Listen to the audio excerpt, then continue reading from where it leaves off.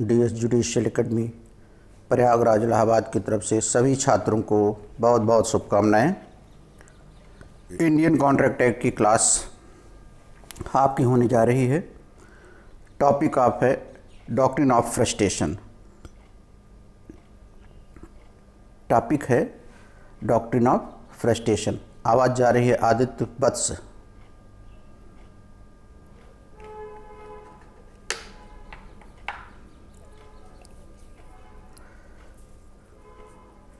आवाज़ जा रही ना? ठीक।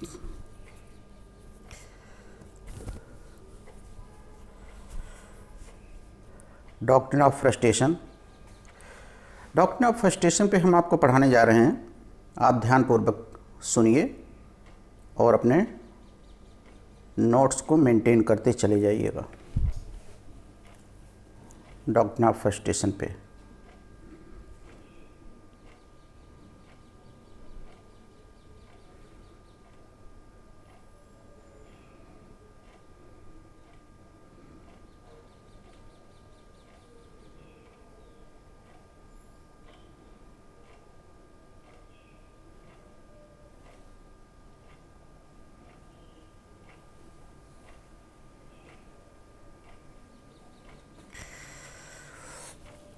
डॉक्ट्रिन ऑफ फ्रस्ट्रेशन पे सबसे पहले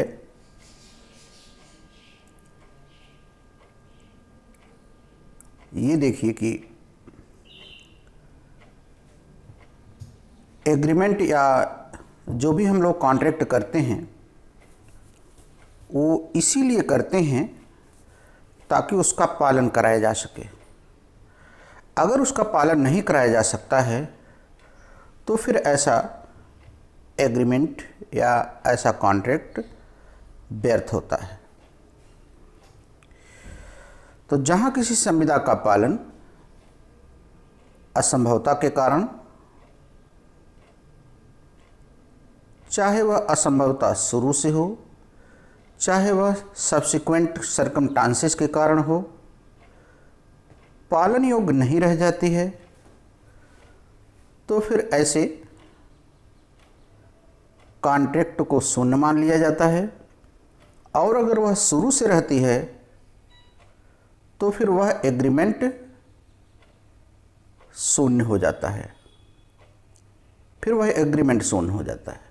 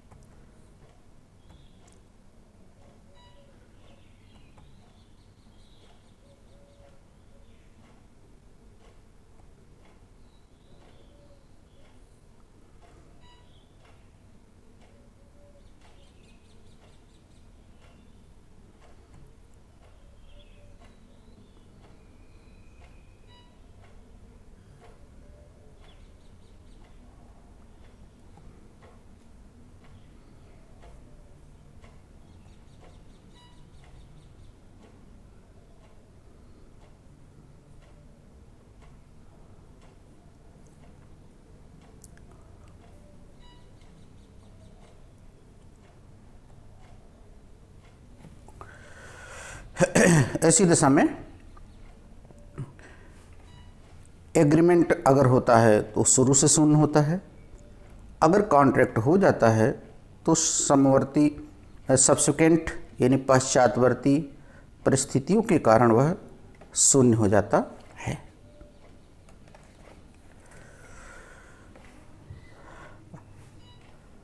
आदित्य, आवाज जा रही ना?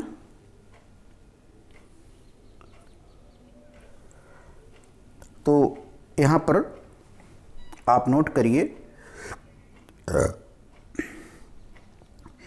Indian contract act section 2J, भारतीय संविदा अधिनियम सेक्शन 2J, कोई संविदा तब शून्य हो जाती है जब वह इन्फोर्सेबल यानी परिवर्तनीय नहीं रह जाती है। कोई संविदा तब शून्य हो जाती है जब वह परिवर्तनीय नहीं रह जाती है।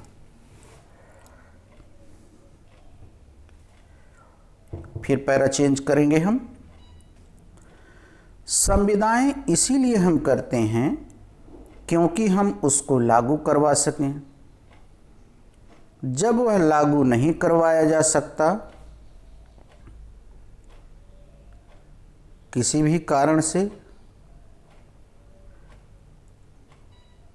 तो फिर वो शून्य हो जाती हैं और पक्षकार अपने दायित्व से मुक्त हो जाते हैं।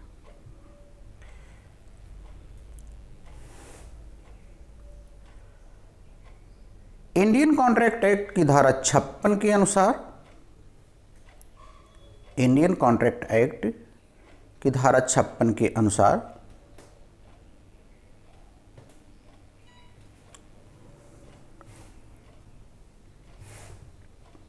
कोई भी करार जो किसी असंभव कार्य करने के लिए किया गया है वह शून्य है। कोई कार्य जो किसी असंभव करार को करने के लिए किया गया है वो शून्य है। ये धारा 56 का पहला पैरा कहता है। धारा 56 का दूसरा पैरा है, कोई भी करार जिसे करते समय पक्षकारों को पता था कि इसका पालन नहीं होगा, एक पक्षकार को पता था इसका पालन नहीं होगा, दूसरे को नहीं पता था,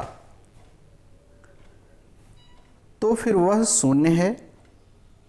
या कभी भविष्य की परिस्थितियों के कारण उसका पालन नहीं हो सकता है तो भविष्य की परिस्थितियों में जाकर के वो शून्य हो जाएगा।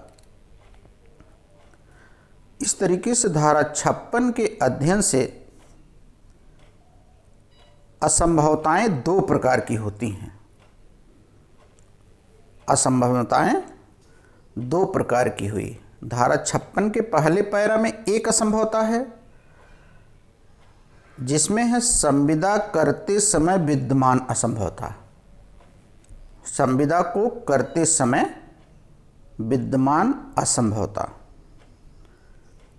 और दूसरी है पश्चातवर्ती अवसर पर होने वाली असंभवता, पश्चातवर्ती अवसर पर होने वाली असंभवता।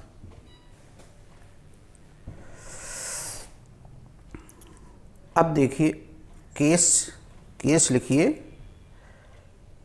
क्रिकेट प्रॉपर्टी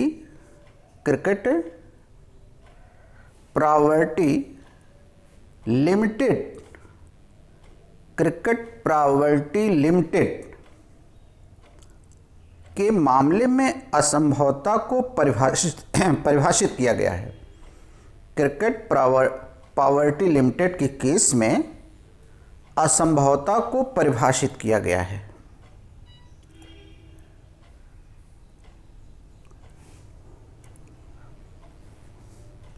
और कहा गया है कि कोई संविदा उस समय व्यर्थ हो जाती है कोई संविदा उस समय व्यर्थ हो जाती है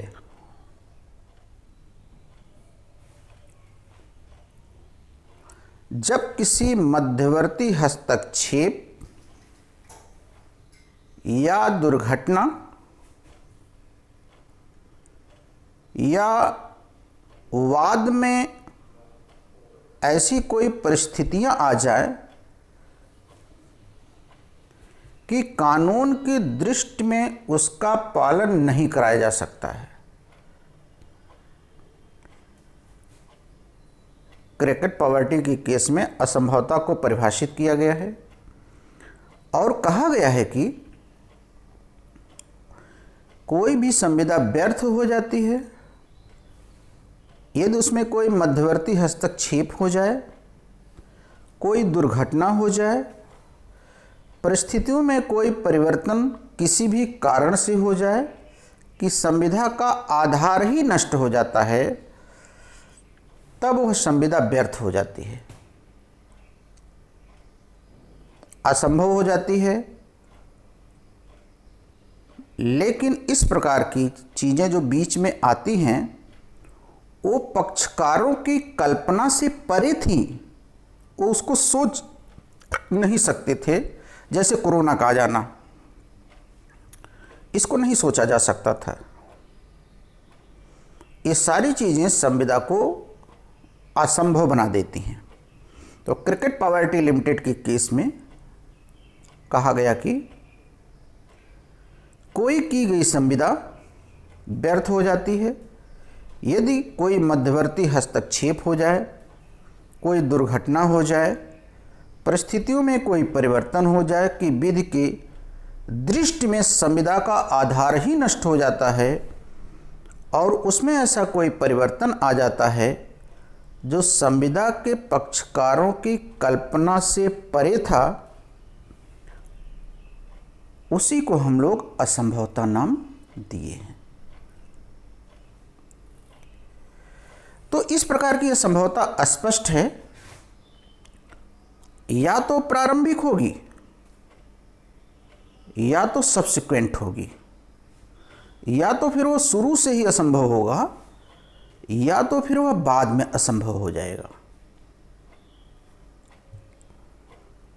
तो धारा 56 पढ़ने से स्पष्ट है असंभवताएं दो प्रकार की हुई, यानी संविदाएं दो प्रकार से असंभव हुई। पहली हुई प्रारंभिक असंभवता, इनिशियल इम्पॉसिबिलिटी, प्रारंभिक असंभवता, इनिशियल इम्पॉसिबिलिटी।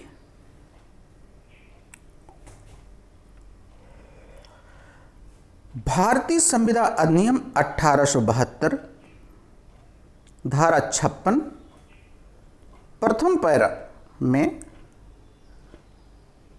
प्रारंभिक असंभवता को बताया गया है और कहा गया है कि वह करार जो ऐसा कार्य करने का था जो स्वतः असंभव है वह शून्य है।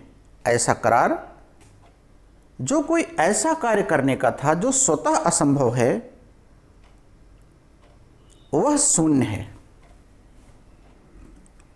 ये प्रारंभिक असंभवता है। जैसे धारा 56 का पहला दृष्टांत क्या कहता है कि जादू से गुप्त निधि का पता लगाने का बी से ए करार करता है तो यह करार स्वतः शून्य है, क्योंकि जादू से कोई पैसा नहीं मिल सकता।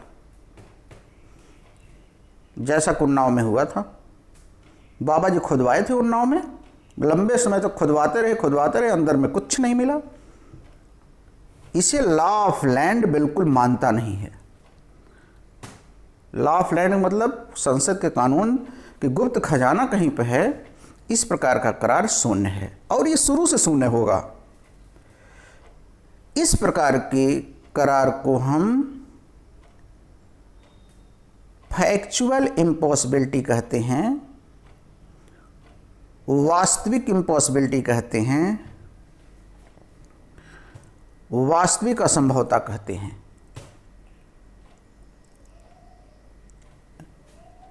तथ्य की असंभवता, यानी असंभवताएं भी एक तो फैक्ट की हो सकती हैं, एक तो लॉ की हो सकती हैं। फैक्ट में यही है कि हम जादू से आपके घर के आंगन से सोने की घड़ी निकाल देंगे। इस प्रकार की किया गया करार शुरू से ही शून्य है, क्योंकि सोना जमीन में ऐसे घड़े में नहीं रखा मिलेगा।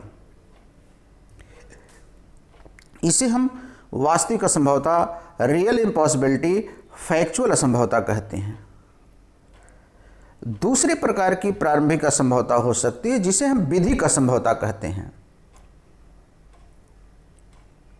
अगर एक हिंदू, चाहे लड़की हो चाहे लड़का हो, जो ऑलरेडी विवाह संपन्न कर लिया है और कहीं पर आश्वासन किसी को देता है हम तुमसे शादी करेंगे, तो शादी करते समय ही उसे पता है कि मेरी दूसरी शादी हिंदू मैरिज एक्ट सेक्शन 5 के प्रावधानों के विपरीत नहीं हो सकती। इस प्रकार की असंभवता को हम लोग विधिक असंभवता कहते हैं। ये भी शुरू से रहेगी, क्योंकि जो आपने एग्रीमेंट किया है, अगर शादी करेंगे खटाक दे Hindu marriage act section 17 apply करेगी, द्वि विवाह हो जाएगा, और द्वि विवाह फटाक दे IPC 494 में दंडनीय है, रोका गया है। तो ये शुरू से असंभव है। तो प्रारंभिक असंभवता को धारा 56 पैरा 1 से बताया जा सकता है कि कोई करार जिसे करते समय पक्षकार जान रहे हैं असंभव है, तो फिर वह शून्य है और यह केवल एग्रीमेंट ही रह जाता है, ये संविदा नहीं बन पाती है। जैसे A B से गुप्त निधि का खजाना प्राप्त करने का करार करता है, ये स्वतः शून्य है। इसे भौतिक असंभवता, तथ्य की असंभवता, वास्तविक असंभवता कहते हैं। इस प्रकार की असंभवता विधिक भी हो सकती है। जैसे ए नामक व्यक्ति हिंदू जो पहले से ही सी नामक लड़की से विवाहित है और बहुपत्नित्व, एक से अधिक पत्नी रखने पर रोक है, सी नामक एक लड़की से संविदा करता मैं तुमसे शादी करूंगा। यहाँ शादी का करार करते समय ही शून्य है, क्योंकि यह विधि का संभवता है। हिंदू मैरिज एक्ट 1955 सेक्शन 5 एक विवाह को मान्यता देता है, इसका उल्लंघन सेक्शन 11 में विवाह शून्य है, सेक्शन 17 में 2 विवाह के लिए दंडनीय है, IPC 494 में कंप्लेंट हो जाएगा, CRPC 198 में कंप्लेंट किया जाएगा। इसलिए इस प्रकार की असंभवता विधिक असंभवता हो गई, जो धारा 56 के दृष्टांत C से स्पष्ट है।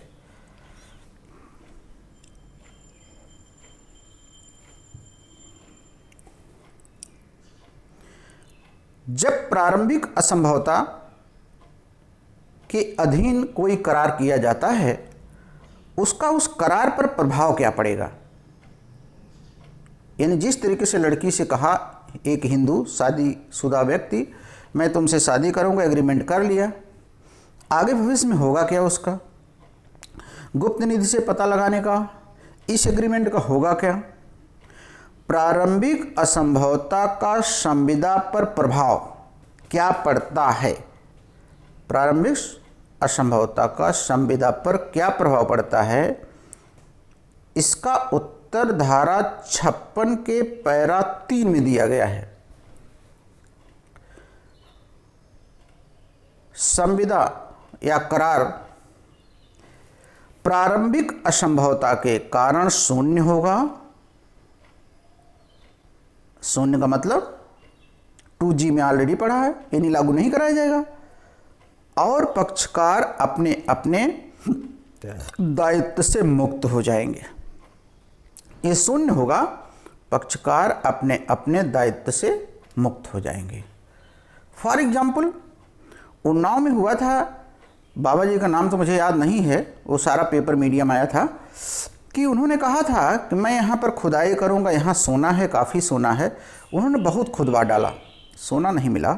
इसके बाद मान लीजिए जिसका मकान या घर पे जहाँ खुदाई हुई थी वो चाहे बाबा जी से उसका कंपनसेशन ले तो नहीं मिलेगा। क्योंकि दोनों पक्षकार अपने अपने दायित्व से मुक्त हैं, कानून द्वारा उन्हें लागू नहीं कराया जा सकता।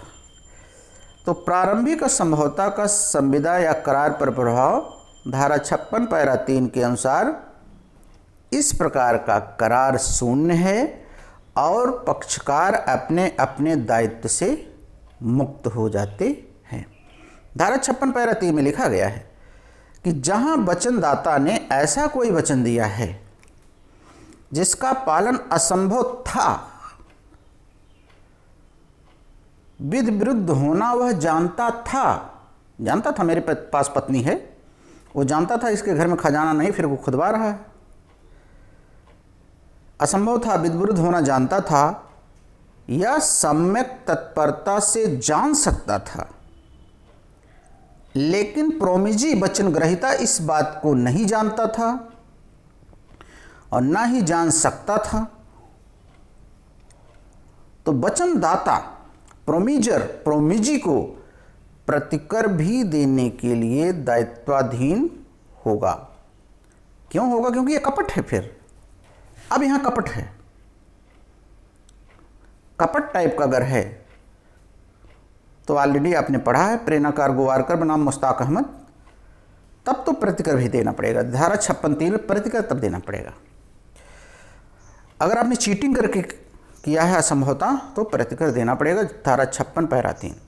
तो जहां वचनदाता या प्रोमीजर कोई वचन दिया हो जिसके पालन के असंभव की बात वह जानता था या जान सकता था, लेकिन दूसरा पार्टी जिससे दिया वो नहीं जानता था, नहीं जान सकता था, तो प्रोमीजर यानी वचन देने वाला प्रोमिजी यानी वचन ग्रहीता को प्रतिकर देने के लिए उत्तरदायी है। ऐसा धारा 56 के पैरा 3 में लिखा है।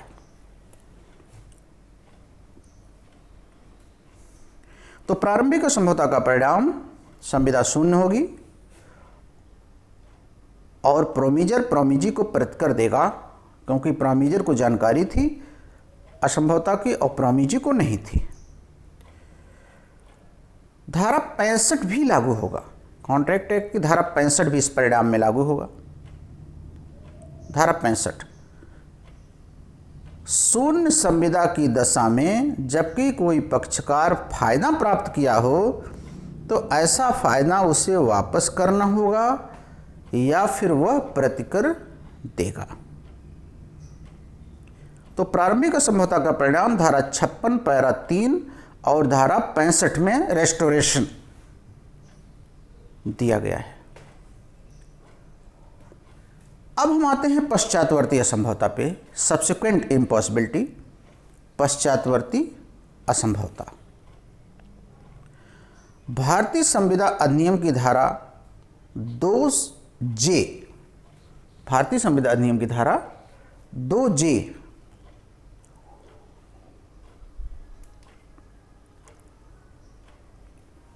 2J में यह बताया गया है जो संविदा विधितः परिवर्तनीय नहीं रह जाती है वह तब शून्य हो जाती है जब वह परिवर्तनीय नहीं रह जाती है। जो संविदा विधितः परिवर्तनीय नहीं रह जाती है वह तब शून्य हो जाती है जब वह परिवर्तनीय नहीं रह जाती है। पश्चातवर्ती असंभवता में ये लाइन सबसे पहले हम लिखेंगे। कुछ करार ऐसे होते हैं जो प्रारंभ में विद्यमान एवं परिवर्तनीय होते हैं, लेकिन पश्चातवर्ती घटनाओं या परिस्थितियों के कारण वो अपनी परिवर्तनीयता खो देते हैं।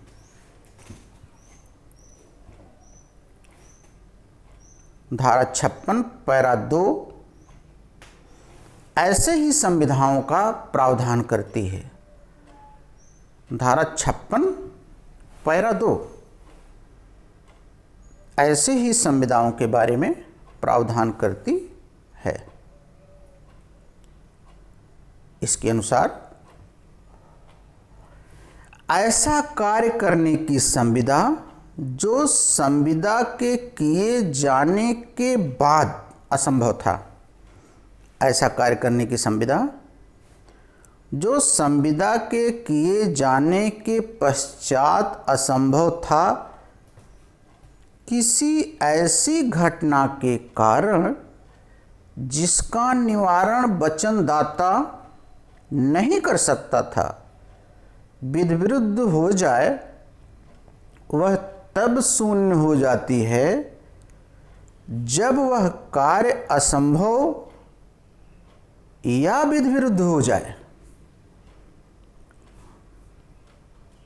पश्चातवर्ती असंभवता को इस समय हम लोग पढ़ रहे हैं, सब्सिक्वेंट इम्पॉसिबिलिटी को हम लोग पढ़ रहे हैं, जिसकी पहली लाइन हमारी है कॉन्ट्रैक्ट एक्ट का सेक्शन 2J। सेक्शन 2J, पहले 2J हम लिखेंगे। जो संविदा विधितः परिवर्तनीय नहीं रह जाती है वो तब शून्य हो जाती है जब वह इस प्रकार परिवर्तनीय नहीं रह जाती है।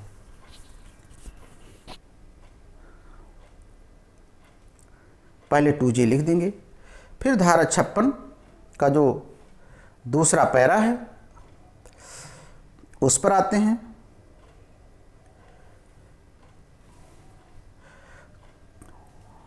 तो कुछ करार ऐसे होते हैं जो प्रारंभ में जब किए जाते हैं बिल्कुल विधिमान्य रहते हैं, बिल्कुल लागू हो सकते हैं, लेकिन कुछ ऐसी घटनाएं, ऐसी परिस्थितियां आ जाती हैं जिससे वे अपनी परिवर्तनीयता बिल्कुल खो देते हैं। धारा 56 के पैरा 2 में ऐसे ही संविधाओं का प्रावधान किया गया है। इसके अनुसार ऐसा कार्य करने की संविदा जो संविदा किए जाने के बाद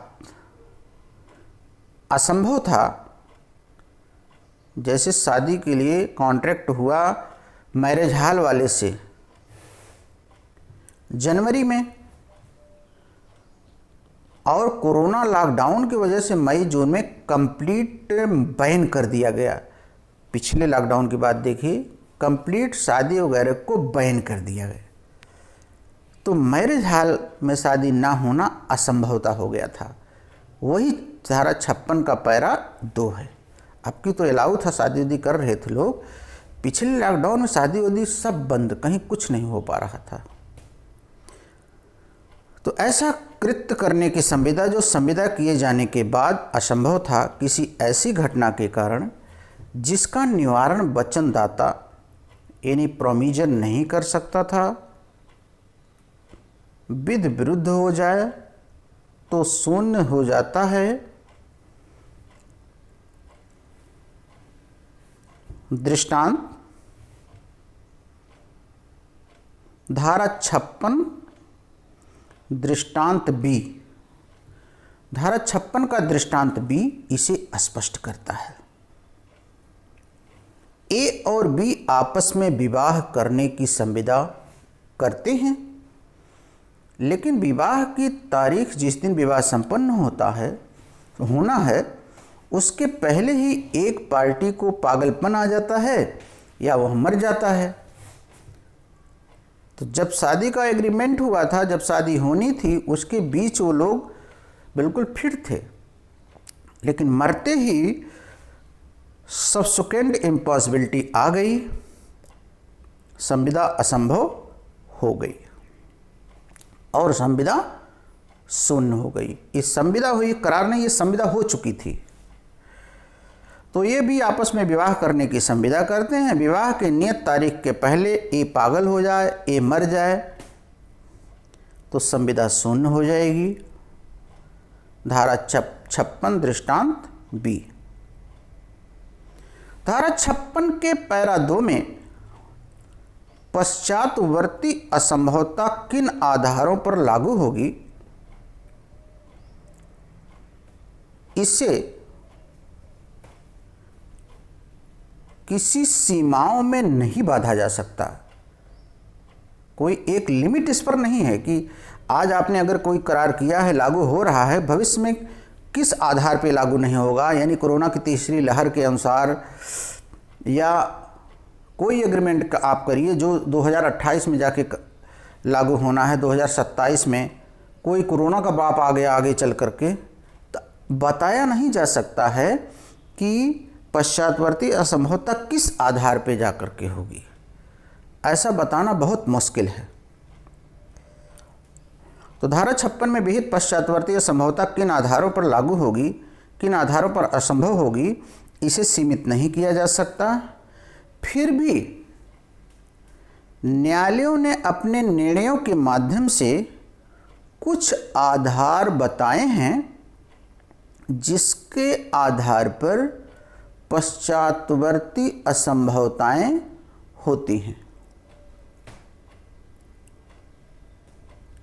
न्यायालयों ने अपने निर्णयों के माध्यम से कुछ आधार बताए हैं, ग्राउंड बताए हैं, जिसके आधार पर कोई असंभवता फ्यूचर में जाकर के होती है। तो अगला पॉइंट आप अब नोट करिए, पश्चातवर्ती असंभवता का आधार, ग्राउंड ऑफ सब्सिक्वेंट इम्पॉसिबिलिटी, पश्चातवर्ती असंभवता का आधार कौन से ऐसे हो सकते हैं? तो it was settled by the judicial verdict, there are some ground on which any agreement or contract will be void on the ground of the impossibility। पश्चातवर्ती असंभवता का आधार, पहला आधार संविदा की विषय वस्तु का विनाश, संविदा की विषय वस्तु का विनाश, नष्ट होना, संविदा की विषय वस्तु का नष्ट होना या विनाश होना। अब संविदा की विषय वस्तु क्या हो सकती है? मैरिज हॉल हो सकता है, उसी में शादी होनी है। जहां संविदा की विषय वस्तु इस तरीके से नष्ट हो जाती है कि संविदा को पूरी तरीके से पूरा करना असंभव हो जाता है, पक्षकारों के चाहने पर भी संविदा का पालन नहीं हो सकता है, तब संविदा पश्चातवर्ती असंभवता के कारण शून्य हो जाती है। पहला ग्राउंड है पश्चातवर्ती